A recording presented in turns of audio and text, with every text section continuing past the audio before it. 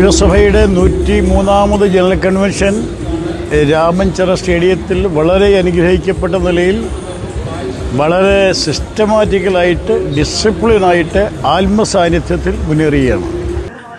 ഇപ്പം ഇന്ന് വൈകിട്ട് തന്നെ നമുക്ക് കാണാൻ പറ്റും.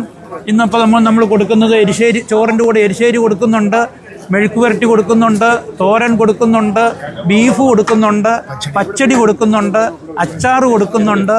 അങ്ങനെ വരുന്നവർ വളരെ സംതൃപ്തിയോടെ വയറ് നിറഞ്ഞ് സന്തോഷത്തോടെ പോകാൻ അതിനുവേണ്ട കാര്യങ്ങൾ ക്രമീകരിക്കാനായിട്ട് നമ്മുടെ കർത്താവ്, നമ്മുടെ ദൈവം ശക്തമായിട്ട് അതിനുവേണ്ട അനുഗ്രഹങ്ങൾ ദൈവം തരുന്നു. ഓർത്ത് കഴിഞ്ഞ വർഷങ്ങളിൽ ചെയ്തു വന്നതുപോലെ തന്നെ ഈ വർഷവും കഴിഞ്ഞ വർഷത്തേക്കാൾ വ്യത്യസ്തമായി ഏറ്റവും രുചികരമായ നിലയിൽ ഭക്ഷണങ്ങൾ എല്ലാവർക്കും ആവശ്യത്തിന് കൊടുക്കത്തക്കവണ്ണം കർത്താവ് ഇതുവരെ കവർ ചെയ്തു.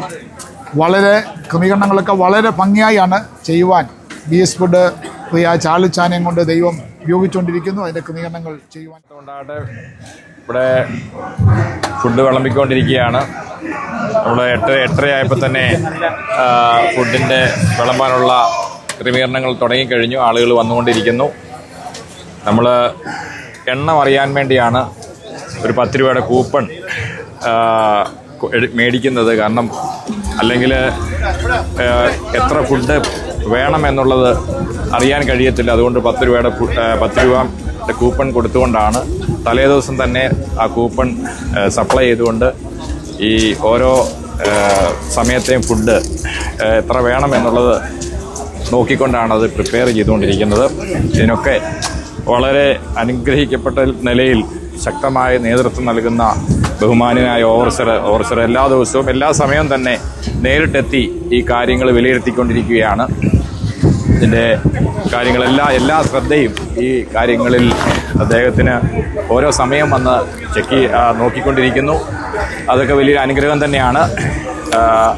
അദ്ദേഹത്തിൻ്റെ ദീർഘവീക്ഷണമാണ് ഈ കാര്യങ്ങളെ പ്രത്യേകിച്ച് എടുത്തു പറയത്തക്ക നിലയിൽ ഈ പ്രായമുള്ള ദൈവദാസന്മാരെയൊക്കെ വളരെ സീനിയർ ആയിട്ടുള്ള ദൈവദാസന്മാരെ പരിഗണിച്ചുകൊണ്ട് ഈ കാര്യങ്ങളെയൊക്കെ ഇരുത്തി ആഹാരം കൊടുക്കുന്നത് അവർക്ക് വലിയൊരു ആശ്വാസം തന്നെയാണ്. അവരിൽ നിന്ന് പല പ്രതികരണം ലഭിക്കുകയുണ്ടായി.